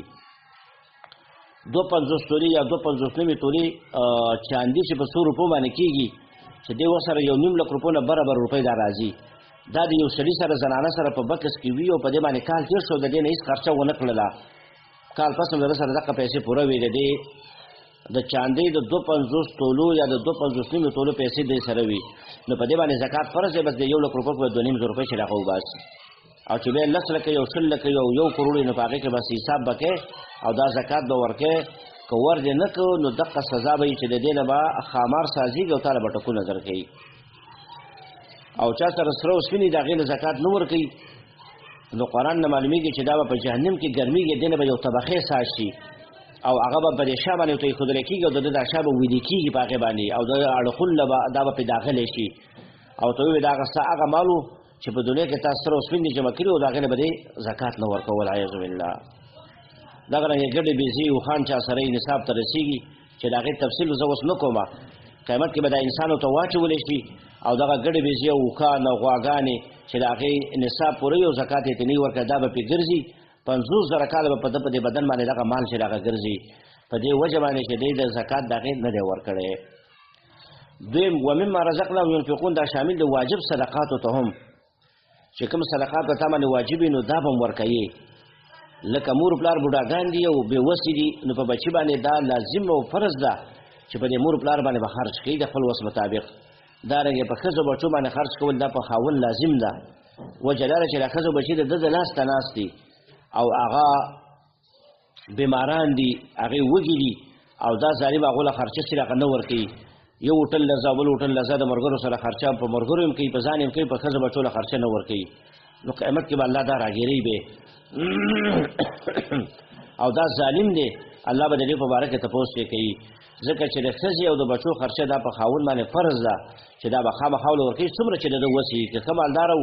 ډېره خرچه یې پرې کوي، که درمیانه و درمیانه خرچه یې کوي، او که کمزوری و نو بس هغه کمزورۍ مطابق خرچه به کوي. دا نه چې کمزوری دی په ځان به قرضونه اړوي او ډېره خرچه به کور کې ورکوي، نه د خپل وس مطابق به په ښځو بچو باندې خرچه چې هغه کوي. او حدیث سره معلومېږي چې اول د صدقې حقدار چې هغه ښځه او بچي دي، چې کله د دې نه زیاته وه بیا نور مسلمانانو ته لاس وراړوه، خپلوانو ته کونډې یتیمانان دي په هغو باندې مال لګول، چم ګاونډ کې غریبانان مسکینان فقرا دي هغو ته ترکاري ورلېږل، پیسې ورلېږل، زکات ورلېږل، صدقه پې کول، دا بې لازم دي. دې کې ډېر زیات اجر او ثواب دی په دې صدقه کې. حدیث کې راځي قیامت کې به انسان د خپلو صدقو د ستوري لاندې ولاړي. یو حدیث کې راځي چې د قبر ګرمایش چې دی دا چې کمیږي دا د صدقو په وجه باندې، چې کوم سړی زنانه صدقې کوي او روټۍ چاله ورکوي، ترکاري چاله ورکوي او دارنګې صدقه کوي، بعضې زنانه په دې کې ډېرې تکړوي. نو حدیث کې راځي د قبر ګرمایش به الله د دې صدقو په وجه کې کم کړي. او دارنګې کوم انسان چې په ښي لاس صدقه ورکړي او ګس لاس هم د خبر نشي دومره پټه صدقه چاله ورکوي، نو حدیث کې راځي دا انسان به الله د عرش د سوري لاندې ودرېږي، دونه اوچت عزت به الله ورکړي، ځکه دکې ریا نشته دی، خلکو ته نه وي چې ما دومره صدقه ورکړه، ښي لاس باندې پټه صدقه چاله چې هغه ورکوي. نو بیا دا صدقه داسې نه ده چې دا مالداري غواړي. دا حدیث به معلومېږي چې صحابو به صدقې کولې، اصحاب صفه غره ته به لار ګېډۍ به یې راوړل د لرګو د خشاکو بازار کې به خرڅ کړه، چې روپۍ به ترې وشولې نو هغه لږ به یې د خپلې خرچې لپاره پرېښودې چې ډېر غریبانان وو، او نور به د الله په نوم باندې صدقه کولې. صدقې لپاره دا نه ده چې ته به غټ مالداره یې او خپل کور به یې او ته به یې صدقې کوې، نه 10 روپۍ خو به دې وسه کېږي که نه، 50 روپۍ به دې کېږي، 100 به دې وسه کېږي چې یو سړی غریب دی او مسکین دی او هغه 10 روپۍ صدقه وکړي دا داسې دی لکه مالدار چې 50,000 یا 1 لک روپۍ خرڅ وکړي د هغې نه هم د دې ثواب ډېر دی وجه دا دا غریب دی په مشقت او په خوله باندې دا ځان خوله ویستله او مال حاصل که الله له مال ورکو او د دې له دا صدقه چې دغه کوي نو دا د ایمان والا صفت دی دا د مالدارو صفت نه دی صرف چې مالدار خلک به صدقې کوي او غریبانان هغه به نه کوي دا د ایمان والا صفت دی د خپل وس مطابق صدقه چې دغه کولو حدیث کې راځي بهترینه صدقه چې دغه څه شی دی د الله نبی فرمایي جهد المقل چې کوم غریب سړی دی هغه مشقت او تکلیف باندې مال هغه وګټي او بیا د هغې نه صدقه کوي دا سخت غریب له سخت زور ورکوي دا خو دا هغه سخته به ځان تېروي او د دې نه 50 یا 100 لاک صدقه کوي دا ډېره بهترینه صدقه ده ومما رزقناهم ينفقون او بعض مفسرین وایي چې دې کې علم ته اشاره ده لکه څنګه چې مال د الله په لار کې لګوي نو دقه شانتې علم چې د هغه هم خرڅ کوي علم قرآن او حدیث علم دا خلکو ته کوي او دارنګې د الله دین خلکو ته بیانوي نو دا هم په دې کې داخلېږي ومما رزقناهم ينفقون رزقناهم کې الله رب العالمین نسبت ځان ته کړی دی د دې وجه دا ده چې ګوره رزق ورکوونکی الله دی داسې به نه وي یو انسان چې ما په خپلو مټو دا مال ګټلی دی دا مټې تا له چا درکړي دي الله کولی چې ستا دا مټې په فالش باندې وي پروت به چغې به وی او پورته کېدو کې راستی به بیا نه شي داسې به نه وي چې ما مال په مټو نه دا د الله مال دی الله تعالی لږ وخت لپاره درکړی دی په تا امتحان دی په مالدار امتحان په غریب امتحان په سړي امتحان په زنانه امتحان چې دا څه کوي غریب باندې په غریبۍ کې امتحان مالدار مالدارۍ کې امتحان نو داسې وخت به راشي چې دا مال باندې الله واخلي بیا به غریب شي او داسې وخت رایاد که چې ای سړی ای زنانه په تا باندې داسې وخت و چې ته به د 1 روپۍ محتاجه وې ستا په کور کې به لوښي نه و د 1 روپۍ محتاجه ضرورتمنه به وې نن الله وس درکړی دی دا مال د الله په لار کې ولګوه قبر په ځان نه برابر کا آخرت په ځان نه برابر کا د مسکینانو او فقراو سره ښېګڼه پکې وکړه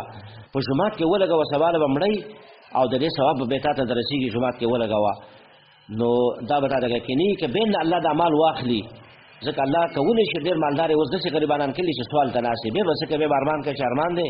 چې مال اوس الله مال راکړي زه به صدقې وکړم او زه به دا وکړم او زه به هغه کوم یا د مرګ په وخت کې سړی ارمان کوي چې الله ما خو مخکې صدقې ونه کړې اوس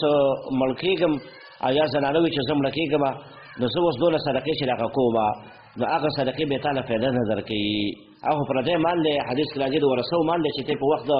ذوالقعدن کې هغه اوس تقسیموي دا اختیار ستا نه دی که وصیت هم کوې نو په 3مه حصه د مال کې ستا صحیح دی او د دې نه په زیاتو کې ته وصیت هم نه شي کولی ومما رزقناهم ينفقون ينفقون به دې ته وایي چې د په ښو ځایونو کې مال لګول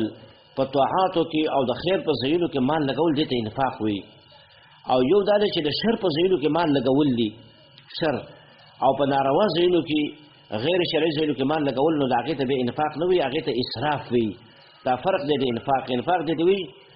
غالبا انفاق دا په شرعي ځایونو کې کېږي د خیر په کارونو کې کېږي او په ناروا ځایونو کې مالونه لګول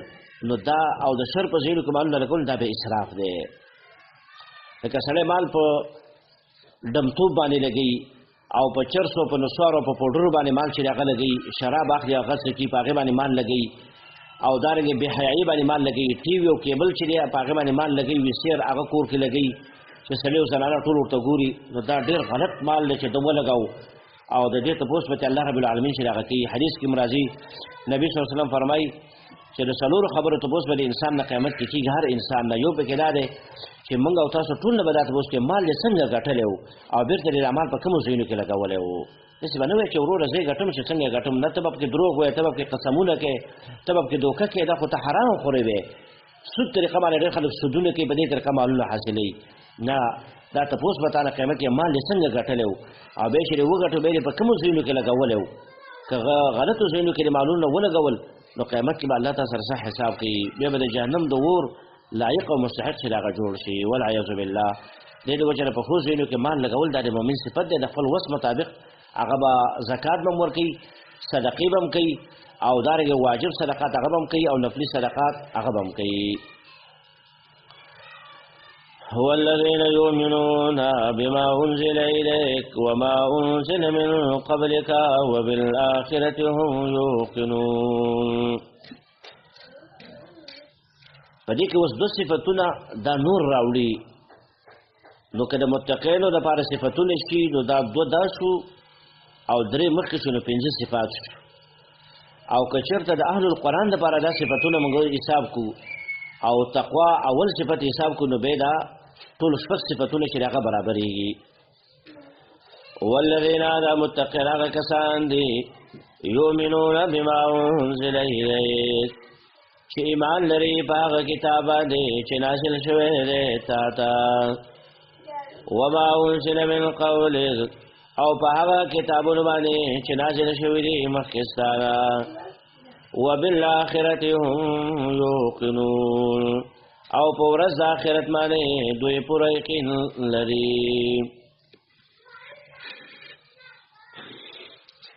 نو څلورم صفت دا دی چې ایمان به په قرآن لري بما انزل الیک نه مراد څه دی قرآن او دارنګې مراد د دې نه چې د وحی چې دا شامله ده احادیثو د نبي صلی الله علیه وسلم ته هم ځکه صحیح احادیث د نبي صلی الله علیه وسلم دا وحی ده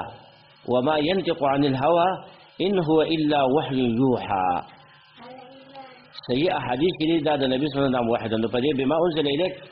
دې کې اشاره دې ته وکړه ما یې راوړ ما د عموم دپاره راځي د عموم د الفاظو نه دی دې لپاره چې قرآن او حدیث ته شامل شي نو متقین هغه خلک دي چې په قرآن او حدیث باندې به ایمان لري ایمان دا دی چې د دې تصدیق به کوي په دې باندې به عمل چې هغه کوي د دې نشر او اشاعت چې هغه به کوي نو دا ایمان دی د دې تصدیق او په دې باندې عمل کول په دې باندې یقین لرل بما انزل الیک وما انزل من قبلک او هغه کتابونه او په هغه څه باندې چې نازل شوي دي مخکې ستانه علما وي چې یو خو څلور کتابونه دي مشهورو د قرآن نه مخکې درې کتابونه تورات انجیل زبور او سل صحیفې چې د هغه نازل شوي دي سل صحیفې نو په هغه هم په دې کې هغه هم د الله له خوا نه وحی وه لکه شیش علیه السلام باندې اووه شپېته صحیفې نازل شوې وې ابراهیم علیه السلام باندې دېرش صحیفې نازلې وې او په موسی علیه السلام باندې لس صحیفې د تورات د نزول نه مخکې نازل شوې وې صحف ابراهیم و موسی نو دغه ځای کې دې ته اشاره شوې ده دېرش صحیفې د ابراهیم علیه السلام یو لس د موسی علیه السلام وې نو څلوېښت دا شوې او شپېته هغه نو سل صحیفې شوې څلور غټ آسماني کتابونه دي قرآن دا په آخر کې راغلی دی او د دې نه مخکې اول تورات بیا انجیل او دارنګې منځ کې زبور او دارنګې آخر کې قرآن راغلی دی نو په دې باندې به ایمان چې هغه لري بیا په مختلفو کتابونو باندې ایمان اجمالي دی موږ او تاسو به دا منو چې تورات انجیل زبور او دغه صحیفې دا د الله حق کتابونه او په دې کې حق خبرې وي او په هغه زمانه کې دا د هدایت کتابونه او دارنګې د رحمت کتابونه او کومې خبرې چې په دې کې وي نو هغه بالکل حق او یقیني وي لیکن چې کله قرآن راغی نو د قرآن په وجه باندې هغه کتابونه اوس منسوخ شو نو اوس په قرآن باندې ایمان چې دی دا ایمان تفصیلي دی قرآن باندې به ایمان راوړي معنی دا چې په دې کې کومې خبرې دي نو دا حق خبرې دي دا به مني په دې به یقین کې او په قرآن باندې به عمل کوي ځکه چې په ایمان کې عمل چې دی دا اهم جز دی نو دې د وجې نه دا به کوي چې په قرآن باندې به موږ او تاسو څه کوو عمل چې هغه به پرې کوو وما انزل من قبلک کې اشاره ده ختم نبوت د نبی صلی الله علیه وسلم ته چې دا آخري نبی دی د دې نه پس بل نبی راتلو والا نشته دی سلسله د نبوت دا ختمه ده نبی صلی الله علیه وسلم فرمایلی دي یو رات کې راځي چې قیامت به هغې پورې نه قایمېږي چې زما په امت کې به دجالان کذابون پیدا شي د دروغو او د نبوت دعوه به کوي په دروغو باندې 30 کسان به پیدا شي او هغه تقریبا ډېر کسان په هغې کې پیدا شوي دي او تېر شوي دي مردار شوي دي د رسول الله په زمانه کې مسلمة الکذاب هغه د نبوت دعوه کړې وه اسود عنسی دا یو کافر و هغه د نبوت دعوه چې هغه کړې وه او دارنګې د هغې نه وروسته نور کسان داسې تېر شوي دي چې هغه هم د لکه متنبي په نوم باندې یو کس دی ابو طیب المتنبي هغه یو کس دی چې هغه هم د نبوت دعوه چې هغه کړې وه او دارنګې عبید ثقفي په نوم باندې یو کس د هغه د نبوت دعوه چې هغه کړې وه دارنګې په تاریخ کې راځي یو زنانه وه هغه د نبوت دعوه کړې وه چې زه پیغمبره یم او یو څو کاله مخکې افغانستان کې یو کس پیدا شوی چې هغه هم دا دعوه کړې وه چې زه پیغمبر یم ما ته وحی چې هغه کېږي دا ټول دروغ وي دا کذابون دي دا کافر دي په دې خبره باندې چې ختم نبوت عقیده څوک نه لري نو دا کافر دي وجه دا ده چې هغه وایي چې نبوت سلسله جاري ده بس موږ پیغمبران دي نه که وروسته پیغمبران راتللی یا وروسته نور کتابونه نازلېدلی نو الله به بیا داسې نه ویلی چې وما انزل من قبلک بلکې رسول ول وما انزل من قبلك وبعدك او په هغه کتابونو چې نازل شوي ستانه مخکې او یا وبعدك ستانه وروسته چې کوم نازلېږي په هغې باندې ایمان لري لیکن وبعدك ټکی نه دی ویلی دلیل دی په دې باندې چې قرآن د آخري کتاب دی او زمونږ نبي چې د آخري نبي دی دې نه وروسته بل نبي نه راځي وبالآخرة هم یوقنون او په ورځ د آخرت باندې دوی یقین لري پوره یقین چې هغه په ورځ د آخرت باندې دی لري یوقنون یقین هغه علم ته وایي چې د هغې سره هېڅ شک نه وي او دا په د تشکیک د مشکک باندې هغه نه ځایله کېږي دې ته وایي علم یقیني او هغه علم چې د هغې سره هېڅ شک نه وي نو دې ته وایي یقینا وبالآخرة په ورځ د آخرت په آخره دا صفت د موصوف حذف وبالیوم الآخره او زمونږ مشایخو به دا ویل چې قرآن کې الله رب العالمین د قیامت 33 نومونه ذکر کړي دي 33 نومونه نو یو پکې هغه بالآخرت کې کله راځي او کله یوم الآخره راځي هغه ورځ چې هغه اخرنۍ ورځ ده او وروسته راتلواله ورځ ده نږدې راتلونکې ده نو په ورځ د آخرت باندې دوی یقین چې هغه لري د دې فایده دی په آخر کې دا صفت ذکر راوړو چې دا مخکینی صفات په سړي کې هله راځي چې په آخرت باندې د چا یقین وي په آخرت باندې چې د چا یقین راغی نو هغه ایمان په غیبو باندې لري هغه د تقوا زندګي اختیاري هغه د مونځ پابندي هم کوي هغه د الله په لار کې مال هم لګي هغه قرآن هم مني هغه مخکینی کتابونه هم مني نو دې صفاتو باندې چې سړی عمل کوي او دا صفات په ځان کې پیدا کوي نو دې لپاره مهم صفت هغه دا دی چې په آخرت باندې د چا یقین برابر شي وبالآخرة هم یوقنون ځکه په آخره کې راوړ او په ورځ د آخرت باندې دوی پوره یقین چې هغه لري چې یقیني ورځ د آخرت راتلو والا ده او موږ به د الله مخې ته ودرېږو او الله رب العالمین به موږ سره حساب چې هغه کوي د دې د وجې نه چې یقین د چا څومره ډېرېږي او مضبوطېږي هغومره د هغه عمل زیاتېږي تاسو وګورئ چې دا ډېر مهم صفت دی که ستاسو خیري چې څومره کم سړی دی یا زنانه ده د هغې یقین په آخرت باندې ډېر وي او د هغې استحضار یې ډېر وي نو د هغه عملونه ډېر وي او کوم انسان چې آخرت باندې یقین کمزوری دی یا یقین یې نشته دی نو د هغه عملونو ته وګوره عملونه کمیږي ورځ په ورځ هغه به یې د مونځ پابندي چېرته کوي هغه مال چېرته به یې لګوي او دارنګې هغه په غیبو باندې به ایمان او یقین چېرته لري دا نه کوي نو څومره چې یقین زیاتېږي هغومره عمل هغې کې زیاتوالی راځي څومره چې یقین کمزوری کېږي او ضعیف کېږي دغومره په عملونو کې کمزوري راځي دې وجه نه هغه مؤمنان چې هغه د یقین یې زیات دی د هغو د عملونو ته ته وګوره د بدن نه ښایسته ښایسته عملونه راوځي هغه مؤمنان چې د هغو یقین لږ کم دی کمزوری دی لږ په نسبت د اولو کسانو تاسو وګورئ هغې بیا د مونځ پابندي هم نه کوي او اعمال یې بدن نه ډېر کم راوځي او په شوق باندې عمل نه کوي په شوق باندې عمل په جذبه باندې عمل چې هغه به نه کوي ځکه چې په آخرت باندې یقین چې هغه کمزوری دی او یقین ډېر لوی شی دی چې دا الله رب العالمین چاله ورکي یقین چې دا الله درکړی چې کنه یقین نو ته بس کامیابي دنیا او د آخرت کامیابي هغې ته ورسېدې یقین دا ډېر اوچت صفت دی دوه شي نه ډېر اوچت صفات دی یو یقین چې چاله ورکړی شي او دویم عافیت دا چې الله چاله ورکړو نو دا بس کامیاب شو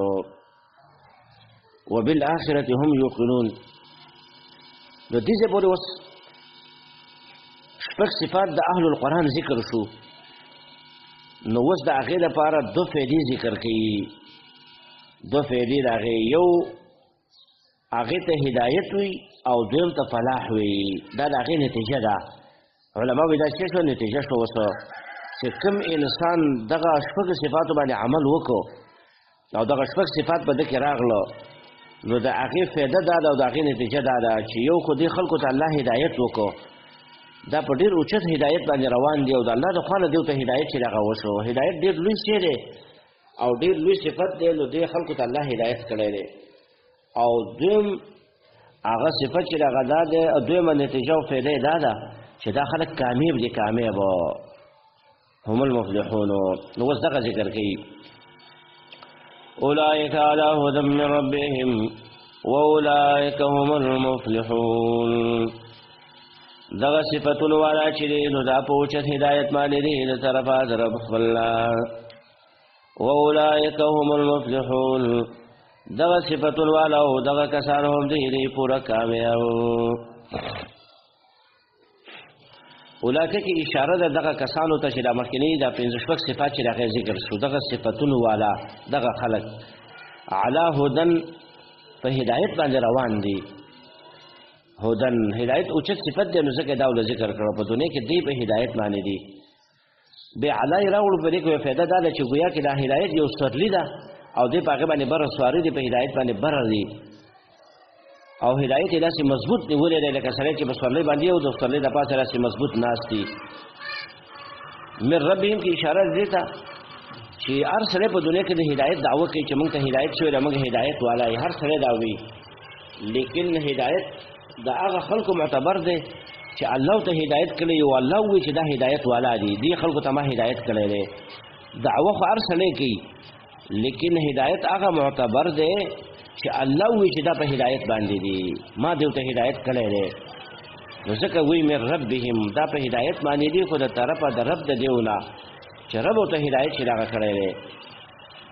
و اولئک هم المفلحون، او دغه کسان هم دي کامیاب هم دي.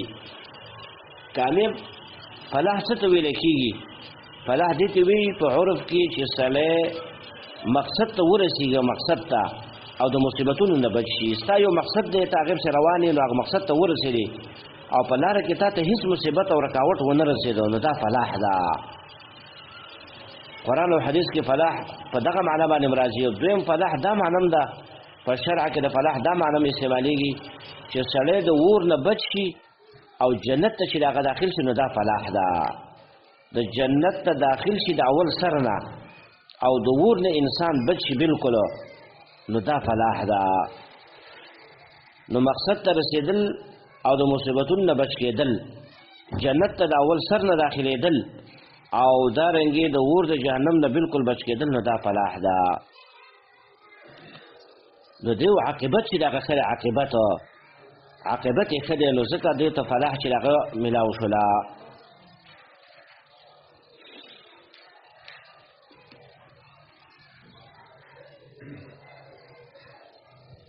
قرآن کې الله رب العالمین فرمایلی دي فمن زحزح عن النار وادخل الجنه فقد فاز. کم انسان چې د جهنم د اور نه بچ کړی شو او جنت ته داخل شو، نو دا کامیاب شو. غټه کامیابي دغه ده. په دنیا کې خلک کامیابي دي ته چوټونه وګټي او دارنګې په کالج او په یونیورسټۍ کې غټه ډیګري واخلي، نو لکه دا پلان کې کامیاب شو، پاس شو. او دارنګې په دنیا کې خلک کامیابي دي ته وي چې خلک په سیزن کې ډېر مال وګټي، لکه وایي بس زه کامیاب شوم په دې سیزن کې. نه نه، حقیقي کامیابي چې دغه دا ده. الله فرمایي چې کوم انسان د جهنم د اور نه بچ شو او جنت ته د اول سر نه داخل شو، نو دا پوره کامیاب دی. پوره کامیابي دغه ده چې الله رب العالمین دې موږ او تاسو ته دغه کامیابي راکړي. دې ته فلاح وي چې دا غټه د خوشحالۍ خبره وي دغه خلکو دپاره چې هغوی ته دا فلاح چې دغه میلاو شوله. ځکه د جهنم اور ډېر سخت اور دی او د دې نه یو انسان چې راغبل شي فمن زحزح عن النار، هغه اور دی چې حدیث کې راځي، امام ترمذي راولی دی چې 3000 کاله رب العالمین د جهنم اور بل کړی دی، 3000 کاله. او داسې دی چې د دنیا ګټې هم سوځي، لکه وروسته راځي او فولاد او اوسپنه ټول ولیکي او سوځي، ختموي، رکوي. نو دغه یو سړی چې هغه بچ شو، یو زنانه بچ شوله او جنت ته د اول سر نه داخل شو، نو دا پوره کامیاب شو. الذين يؤمنون بالغيب، دا متقین کسان دي یؤمنون بالغیب چې هغه ایمان لري په غیب باندې، ويقيمون الصلاة او پابندي کوي د مونځ، ومما رزقناهم ينفقون او بعضې د هغه مال نه چې ما ورکړی دی دوی ته خرڅ کوي په لاره د الله تعالی کې. والذین او دا متقین هغه کسان دي یؤمنون بما انزل الیک چې ایمان لري په هغه کتاب باندې او په هغه څه باندې چې نازل شوي دي تا ته، وما انزل من قبلک او په هغه څه باندې چې نازل شوي دي من قبلک ستا نه مخکې، وبالآخرة هم یوقنون او په ورځ د آخرت باندې دوی پوره یقین لري. اولئک دغه صفتون والا دغه کسان علا هدن پوچن هدایت باندې دي من ربهم دا طرفا درف دیونا واولائک هم المفلحون دغه کسان چې دي هم دي پورا کامیاب واخر دعوانا الحمدلله